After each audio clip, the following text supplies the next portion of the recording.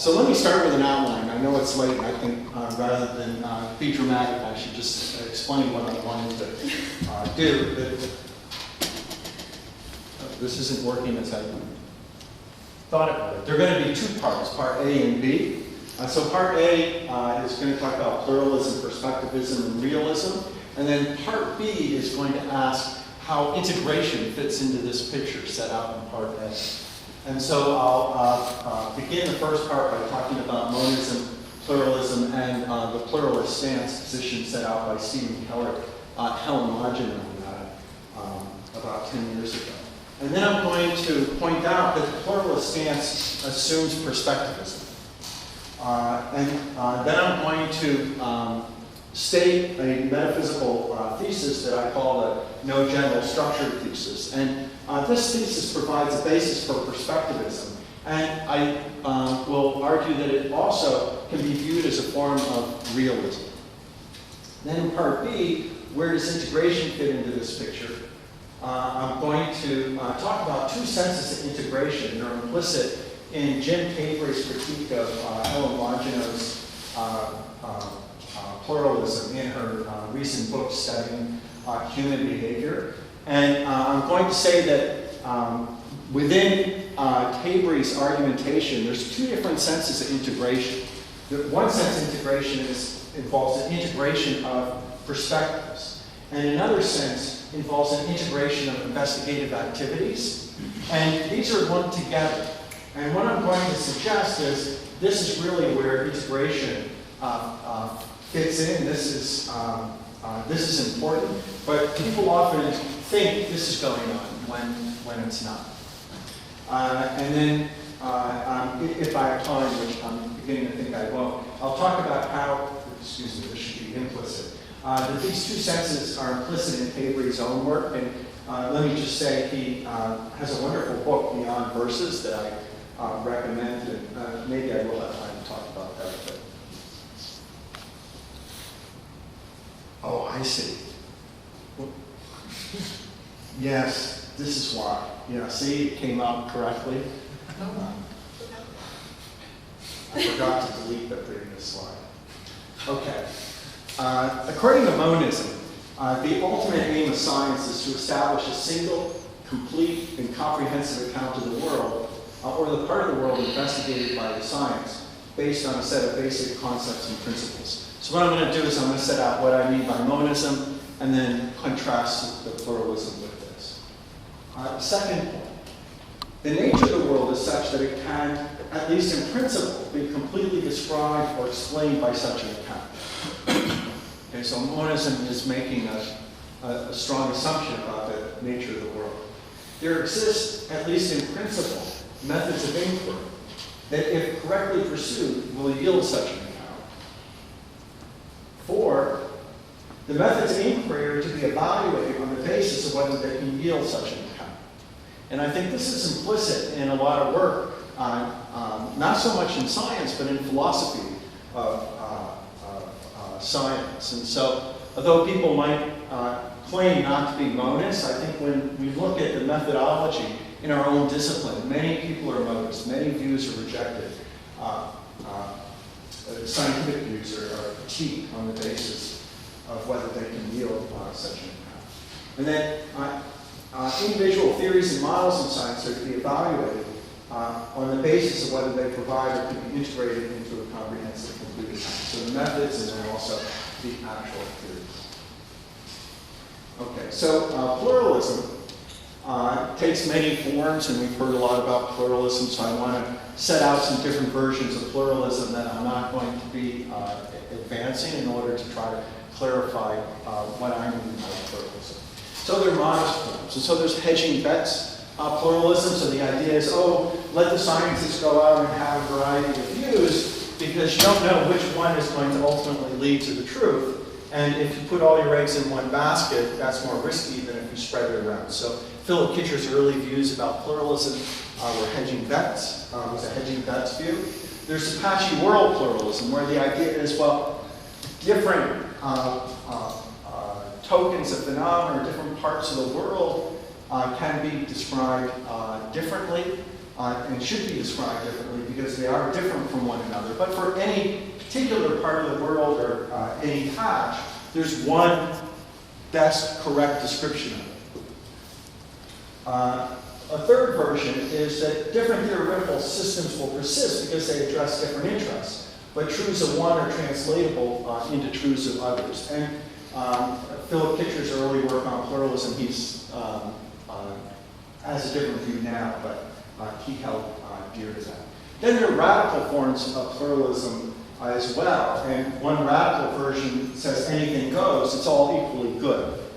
And it seems that a lot of people who don't like pluralism assume that this is the view of pluralism we have to take. And then, of course, there's another radical form, and that's anything goes, it's all equally bad. Right? And so some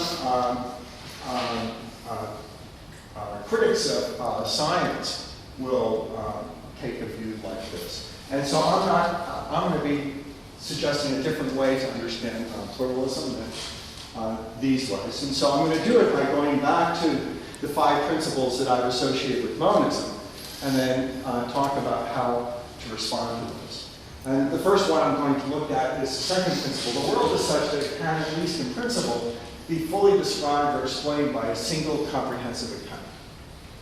And so according to the pluralist stance, we should say maybe about that. That might be true or it might not be true. How do we know it's true? We can give an analytic, a priori argument that it's true. I don't know. So the idea is that that should be a maybe. For the third principle, there exists, at least in principle, methods of inquiry that, if correctly pursued, will yield such an account. Well, maybe. I mean, because maybe not, it might be that such an account can't be had. It could be true or it could be false. Methods of inquiry are evaluated on the basis of whether they can yield such an account. And the answer to this should be no, because we don't really know whether such a counter method is possible. To the fifth principle, individual theories and models in science are to be evaluated on the basis of whether they provide or can be integrated into a comprehensive and complete account based on their basic principles.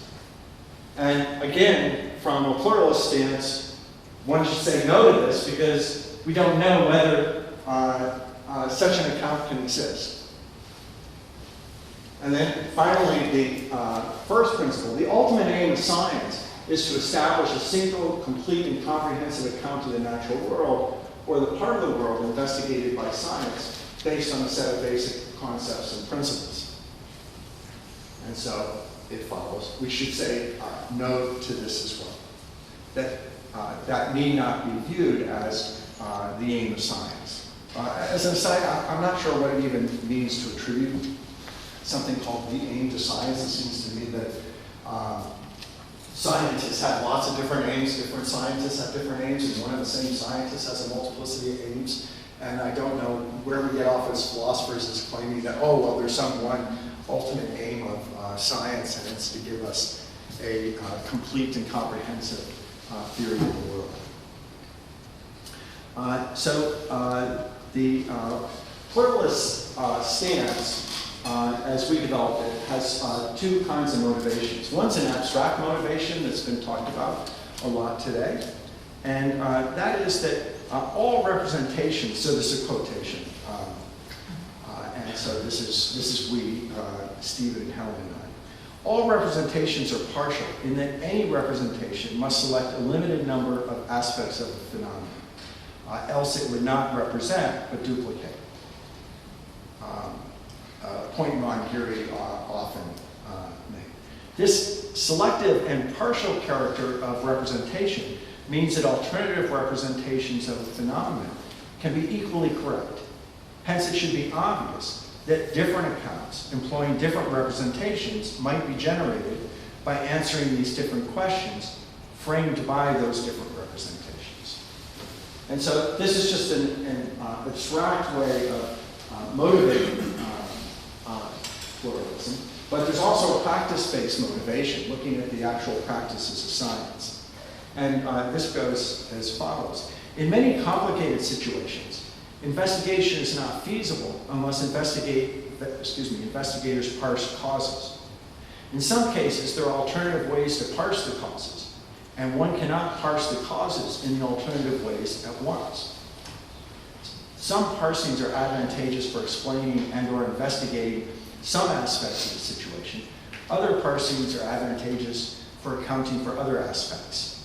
In such cases, each account emphasizes some causal aspects while obscuring others.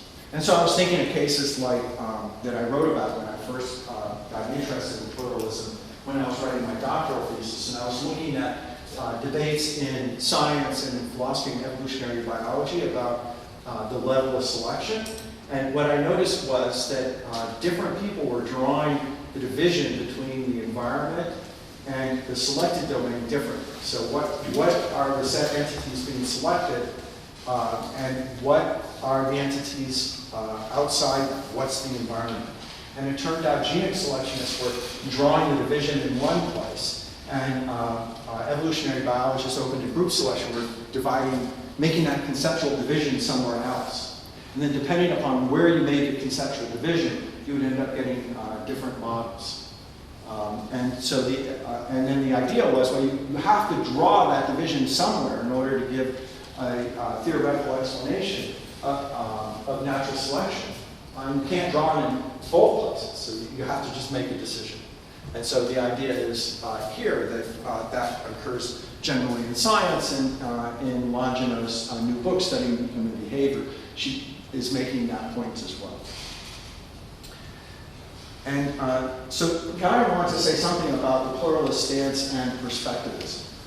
And so I'm again going back to the pluralist stance, the article. We do not believe that the tension among different models can always be resolved by partitioning the domain so that the conflicting models apply to different subdomains. So here we are arguing against the patchy world pluralism that I talked about earlier. We do not assume that the plurality of accounts should be consistent, that all truths from one accepted account must be translatable into truths of the other accepted accounts. And this is 2 points, but we were, and still are, making the strong claim that among the plurality of models there could be inconsistencies. An acceptable scientific, and here's the explanation of why. An acceptable scientific model might describe some facets of the situation extremely well. For example, the potential causal influence of some factors, while others while actually distorting other facets, the potential causal influence of other factors. If this is the case, and if the two models distort some of the same aspects, they might distort these aspects in different ways, giving rise to inconsistencies. So this is our explanation of why there could be inconsistencies, and that we don't have to go into a panic and think anything goes. And I want to point out that this stance takes scientific knowledge to be perspectival, regardless of whether there's a multiplicity of perspectives. That is, the abstract motivation doesn't require that there actually be a plurality.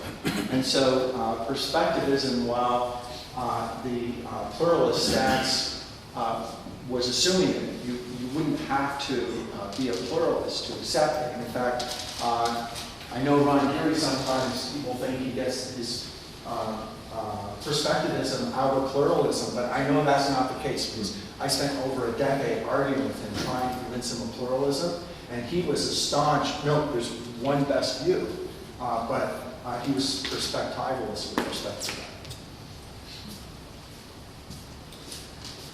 that. So we call this approach the pluralist stance, by which we mean a commitment to avoid reliance on monist assumptions in the interpretation or evaluation, coupled with an openness to the ineliminability of multiplicity in some scientific contexts. And we said this stance is not so much a metaphysical or ideological position about the fundamental character of the world, as an approach to interpreting the contents and practices of scientific inquiry. So what we were saying at this point is we're not coming to this view by metaphysics, and we're not taking a position on the metaphysical issue. This is a view that involves just removing an assumption. We're removing the assumption of monism, but we're not assuming it's false. And we took this to be important because as Stephen Keller kept asking us, what difference does it make? You know, what does it add by stamping your foot? As his mentor Arthur Fine would say, and saying, you know, oh, there is no, or there is. It just doesn't matter. And so, for the pluralist stance, was taking a stance that we're not going to make the assumption. But it turns out if you don't make that monist assumption, it really has a lot of consequences. And consequences in how you do philosophy. So that's the official position in the pluralist stance. And I was committed to that position for quite a while. But I'm going rogue. Okay, so I've changed my philosophical view about this a bit. And what I think is the results are coming in. Right? We took the pluralist stance. And what we saw was that the conclusion I draw from the two previous talks this afternoon, I think they strongly support that. And that's another group I should thank in addition to Michaela and Deborah, are the speakers. It was really great. I enjoyed these talks a lot. It was wonderful. So the results are coming in. The nature of the world is not such that it can, even in principle, be completely described or explained by a single, complete, and comprehensive account. Okay, now this is, I don't think this is a knockdown argument. I think it's an inductive argument. I think it's a pretty good reason to take a metaphysical position. But of course, it might be mistaken. I'm not going to say we can come to this conclusion in an infallible way. But if we want to make a judgment one way or the other, I think the judgment to make is that the world isn't that way. That science has adapted to work in the world we live in, and scientists are, as we see today, working as if the world didn't have a unified structure, as if cancer doesn't come down to one kind of thing. This can be argued for, in particular cases in biology, for example, evolution, development, ecological dynamics. And so I think in the biological world, this is the way we should understand it. And if we think of metaphysics as being general in the sense of applying to the world at different scales and in different contexts, we can advance this as a metaphysical position. And so what I want to point out here is metaphysics is often taken to be what's most general about the world. So for some people that means universal. And for some reason, some people think that if you can say something very general about little tiny scales of things, that somehow that's about everything. And I think, maybe this is the background in biology, that generality would be features that apply at many scales, not just tiny ones. And so there might be a feature that is general at a very small scale, but wouldn't be general across scales. There might be other features that are more general across scales. And the kind of generality I think we should care about are the kinds of generalities that go across scales, in part because I think we should care a lot about stuff about the size of us and a bit smaller. We're human beings. These really matter. If we're really interested in general knowledge, metaphysics about the most general knowledge, we should care about generality with respect to scale, especially. Now, I feel that especially Stephen and also Helen are sort of, behind me, sort of scowling. But, what does this metaphysical position do for us? And I want to say that it's philosophically interesting. I think it has interesting philosophical implications, and I think implications for some of the discussions that were talked about this morning. But I also think it provides a default perspective that can inform scientists, philosophers, and society about what to expect and what not to expect from science. And so I think that the idea that the world has a fundamental structure and that the aim of science is to grasp that structure is a view that misinforms the public about science. So here's an example, and Mary, you should put on your place now. But in the Globe and Mail, my colleagues in Calgary, I've recently moved to Canada, so I'm learning a lot about Canada. And I've learned that the Globe and Mail is the City of Toronto's national newspaper. In the center of the paper, they have this big 2-page article every day. And one day they had it on inflation. And so what they did is they were talking about what inflation is. And then it turns out that economists have all these different measures of inflation. So they have written out these different measures of inflation. And then the idea is, well, this measure seems good for federal banking policy, but boy, if you try to base your home budget on it, it's a disaster. And then they're going through it, and it just turned out to look like a mess. The federal bank, there were those interests in planning retirement, cities planning budgets and everything, and they just couldn't get it right. They couldn't come up with the right measurement that would get at the essence of it, such as to really have everything fall out beautiful. Well, that's the monist view of science. If one has the no general structure thesis, you don't assume that there's one basic structure and everything will fall in place if you touch it. What you're looking for are different measurements that will help you achieve particular goals of pragmatism. And so I think that this metaphysics is really one that is a very important metaphysics. It's not idle. And in fact, that's really what motivated me to move beyond the pluralist stance and to say, well, we should say something about this metaphysical question. So according to this thesis, the world lacks a general overall structure that spans scales. But I want to point out, it doesn't deny the world has structure. It says that the world has lots of structure, but it does not have the structure. So what Salmon might have meant when he said the causal structure of the world. This thesis claims there is no the structure. There is no general unifying structure behind it. So let me give a metaphor. And so the metaphor I have in mind has to do not with maps, but what the maps are representing. And so this map represents the street layout of the city of Calgary. And it turns out that the street layout is very well organized, very tightly structured. That there are avenues that go this way, the streets go this way, and the avenues go this way. And there's Center Street and Center Avenue. And then there's this grid, and they go out 1, 2, 3, 4, 5, 6, and into 4 quadrants divided by Center Street and Center Avenue. And they're numbered, so it'll be 1st Street Northwest, 2nd Street Northwest, 3rd Street Northwest, 1st Street Northeast, and so on, all around. And it's a great structure. And if you're trying to navigate in the city of Calgary, the numbers of the houses and buildings correspond to the numbers of the streets and avenues, and you can figure out easily how to get around. There is this, we might even call it fundamental structure to the street layout. It gets disrupted, in some points with the rivers and the railroad tracks, but basically there is the structure of the street layout of Calgary.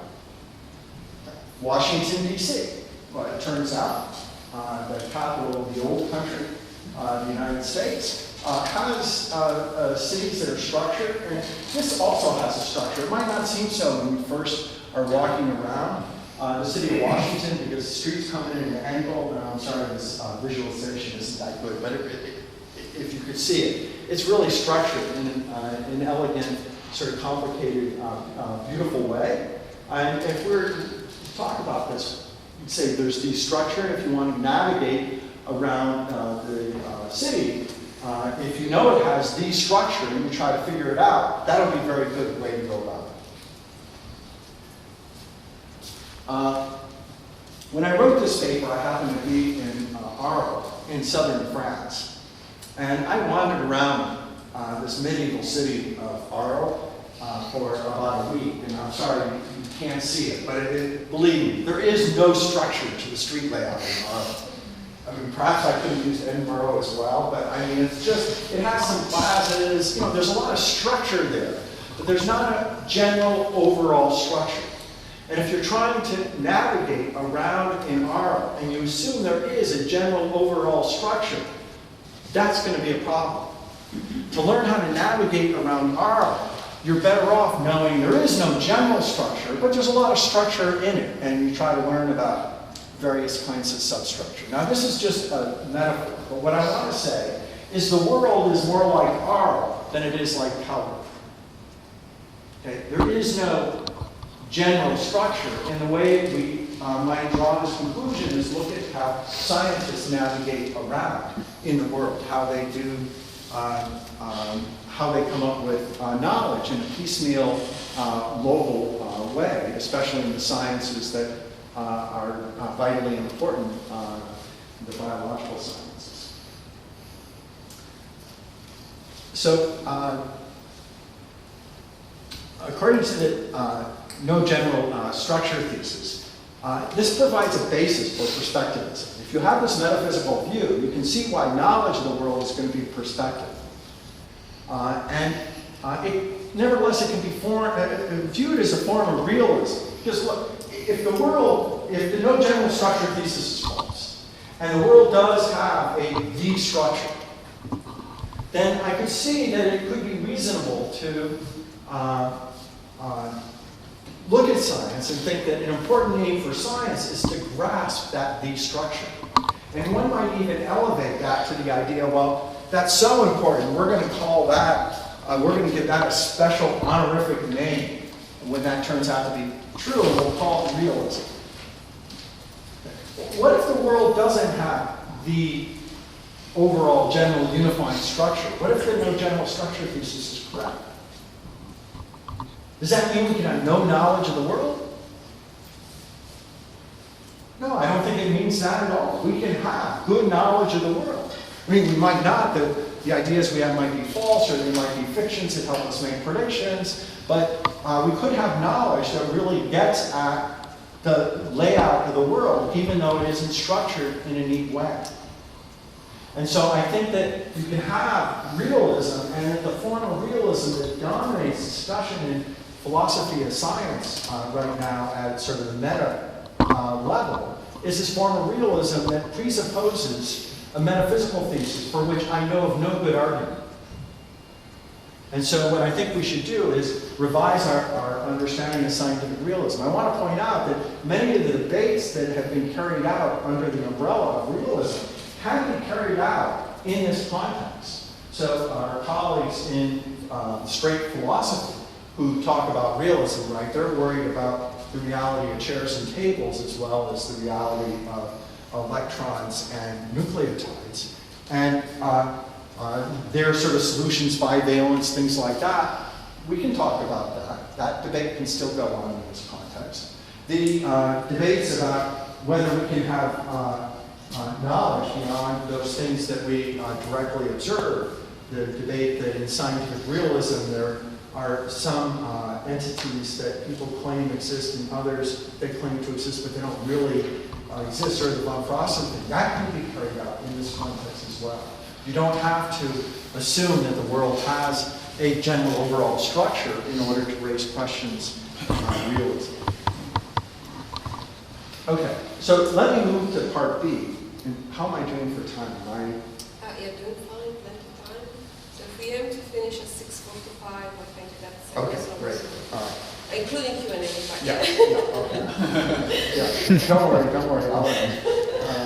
So where does integration fit in? So there's this picture, and I asked this question, in fact, Anya asked a similar question, like, why is it important? And I think that's a really good question to ask, because if the world doesn't have the general overall unifying structure, then what should we say about integration? Obviously, integration plays an important role in scientific practice, so that's what I'm going to take up now. And so, does this feature that is this feature or practice integrated, implied that the ultimate aim of science is to establish a single, complete, and comprehensive account of the natural world. I think it's often assumed that that's what it indicates. And does the fact that this feature contributes to the success of science undermine pluralism and perspectivism? And so to pursue this, what I'm going to do is to look at this at a discussion between Jim Tabry and Helen Longino about her book. And first I want to say something about her book, Studying Human Behavior, which, like Jim's, I think is an excellent book. And it's an analysis of behavioral sciences from a pluralist stance. And so what she does is, Longino analyzes 5 different scientific approaches for studying human behavior, quantitative behavioral genetics, and social environmental approaches, and so forth. And she argues that each parses the causes of the complex phenomena differently, the phenomena of human behavior. And they do so by drawing the distinction between different kinds of causes differently. And they each approach foregrounds some causes and backgrounds others. And they foreground and background different sets of causes. And they also seek explanations of behavioral phenomena. And she has a very interesting chapter that I think people haven't paid enough attention to about the fact that they measure behavior differently and the different kinds of measurements. I think that is really interesting and important for our argument. And she argues that the different approaches have their differences in their research questions, in their parsings, in their measurements, and these will not be eliminated from the practices of the sciences. So she thinks these are endearing features that these approaches depend upon the way they parse the causes. And they might disappear, but they're not going to be unified because they depend on these parsings. Now, in this exchange that was published in Meta-Science, Tabry complains that Longino forces a choice between being a moderate integrative pluralist or an eliminativist pluralist. And he's identified with being a integrative pluralist, and he doesn't like being forced into that position. Tabry argues that the scientific approaches Longino analyzes accommodate a pluralism that is both integrative and ineliminative. And so he's arguing for a role for integration, and Longino doesn't do that. So in Longino's work, one of the 5 approaches is an integrative approach, but she doesn't look to see how the 5 different things have been integrated, and I don't think any of us in this pluralist stance group have done that before. That's what I'm going to try and do today. And Longino, though, suggests that Tabry's pluralism should be called convergent pluralism, and characterizes it as follows. And she's referring to work of one of Jim Tabry's teachers, Sandy Mitchell, who has advanced this view of integrative pluralism. I think Sandy's position has slowly been changing, the title stays the same. It goes like this. For some abstract, so this is Longino. For some abstract category of phenomena, there may be, so she's describing this view she doesn't take. Okay? For some abstract category of phenomena, there may be different approaches to the study of the phenomena, but that for a specific, concretely realized subcategories, a single account that either reduces to one of the multiple approaches or constitutes an integration of approaches is possible. I heard all this. Did I mistype it? Let's see. Let me try. For some abstract category of phenomena, there may be different approaches to the study of that phenomenon, but that for specific, concretely realized subcategories, a single account that either reduces to one of the multiple approaches or constitutes an integration of approaches is possible. Okay, so this goes back to the kind of Apache world pluralism, where sort of if you just categorize things right, you can come up with these categories that you can be a monist about. Basically, that's the description here. And Longino then argues that Tabri's attempt to integrate the approaches she discusses fails. And the good news is I'm not going to go through the details of Longino's argument. Instead, I'm going to say I find her defense compelling. But I'm not going to go through it now. I'm just going to say I find it compelling. But on the other hand, there's something important that Tabri says about integration, and I want to get at that. And so Tabri says this. Research from quantitative behavioral genetics, social environmental approaches, molecular behavior genetics, and neurobiological approaches all contributed to the current picture of the nature and nurture of depression. The process was both integrative and eliminative. Okay? So he's talking about some of the approaches that Longino discussed. He goes on. It was integrative in that the scientists from these various approaches participated in a co-informational process where the answers and results from one approach could shed light on the questions and investigations of another. And he goes into a lot of detail that I'm skipping out, and he's making a very strong case for this and makes a strong case for similar things in his book, First. So in this example he's talking about. Finally, Moffat and Cassidy, these researchers, combined that genetic thread of research up with the environmental research on stressful life events to offer a unifying mechanism accounting for how individuals with different forms of the serotonin transporter gene responded differently to stressful life events based on different neurobiological responses to stress. And this point, I think, is contentious, and this is what I think Longino correctly critiques. But what I want to do is to point out what he's saying about integrated pluralism. So the integrated pluralism, this is still Taylor, I have described above, however, was not an eliminable way station to the way to monism, sort of Longino's. The pluralism was also ineliminable. The quantitative behavioral genetic approach did not reduce the neurobiological, nor did the social environment become obsolete after the molecular behavioral genetic approach came along. They all contributed to the product. Okay. What I want to point out is there's two senses of integration here, not one. And so one sense of integration is about the process of doing science. So in the process here, he's talking about the research. He's not talking about the work. I mean, research is in the work, but he's not talking about depression. And then he's talking about the process as being a co-informational process where you have one approach getting results that's informing another approach. And this approach gets results that informs that approach. But then, in addition, he says there's a unifying mechanism accounting for it.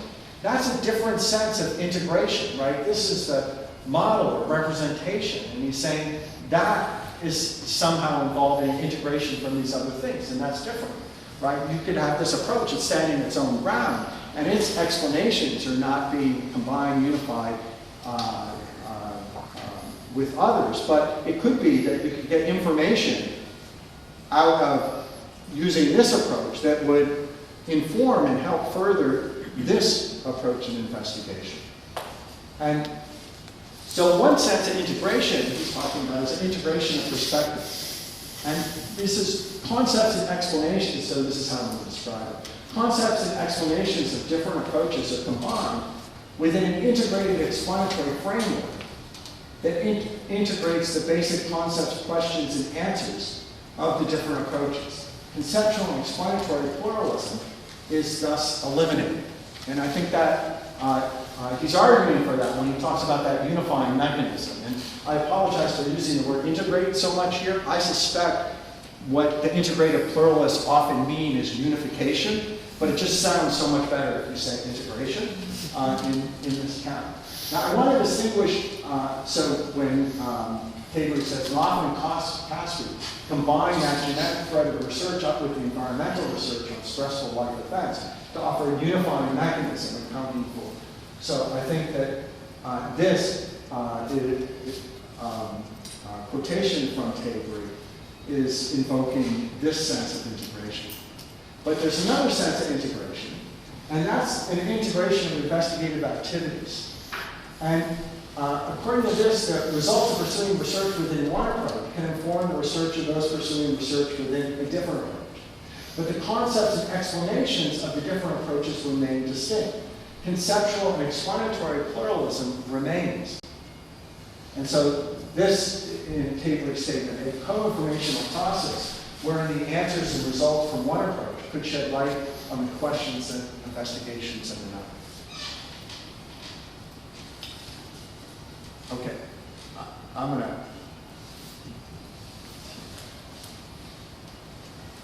I think I can race through part of Tabor's book because it's really good, and I want to show that this same ambiguity is going on there, and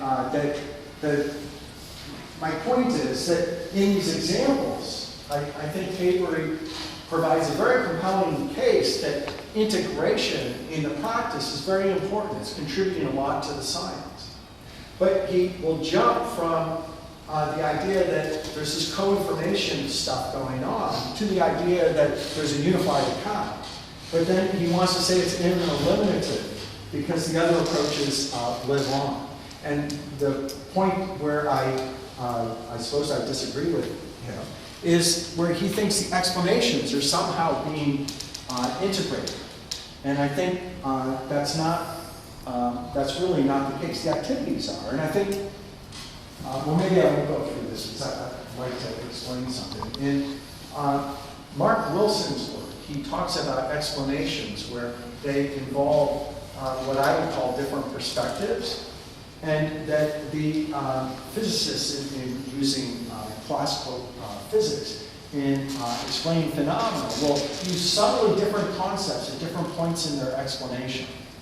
And in one sense, this is an integrated explanation, but the different perspectives are still there, and that's what Wilson argues. So there are different senses of force or hardness or something being used at the different points, and that he thinks that's important to recognize, that it's not just one concept of force. And so I want to say a similar thing here, that in understanding the integration, we should understand it as an integration of activity. Often, I think most often, certainly in the cases Tabor is talking about, is investigative. It's integration within the context of doing investigation, of learning new things, not explaining things. I think sometimes there can be an integration and explanation, but I think the way to learn about it, the way to think about that is that part of the explanation is very different from another part, even though we might think it's in the same framework. That there is no unifying underlying framework in that complicated, heterogeneous entity that we'd be calling the explanation. So I'm going to skip this. And you're really missing out on lots of nice things.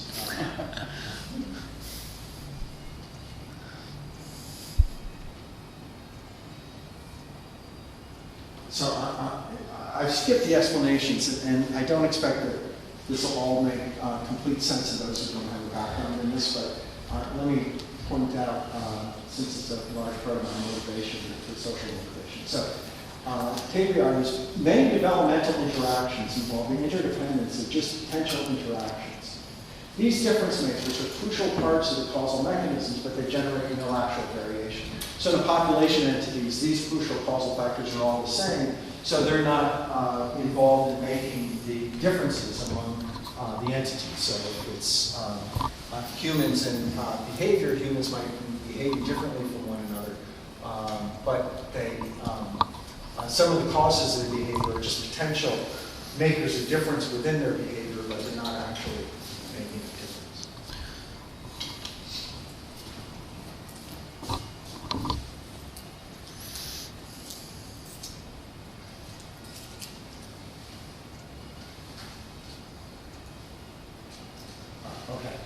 Likewise, many developmental interactions involve a combination of interdependent actual and potential difference makers.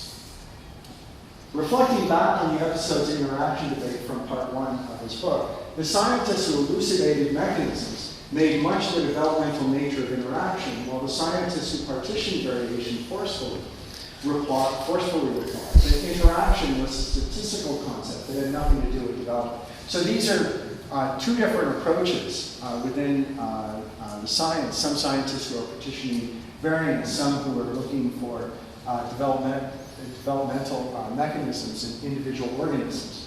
And he's talking about the arguments they've been having. But he says the correct answer lies in between. Interaction is developmental in nature, but it does not encompass all forms of developmental interaction. So he has this, there are different concepts of this notion of interaction that are technical, but Taylor comes up with his own that kind of puts things together in things. Interaction is the interdependence of actual difference makers in the causal mechanisms responsible for a phenomenon. And so here, what he's saying is that the interaction, and both groups of scientists who are having this very heated debate over many years involving nature and nurture, they had arguments about what interaction is. And in the first part of the book, he explains how they thought about interaction very differently. And in this point, he's trying to say, well, here's what interaction is. It puts together what the two groups are saying. And interaction involves the interaction of a subset of causes. Those are the actual difference makers. And so when you look at a population of people and they are different from one another, what the scientists are looking for is the interaction of a subset of causes that actually take on different values in different individuals. And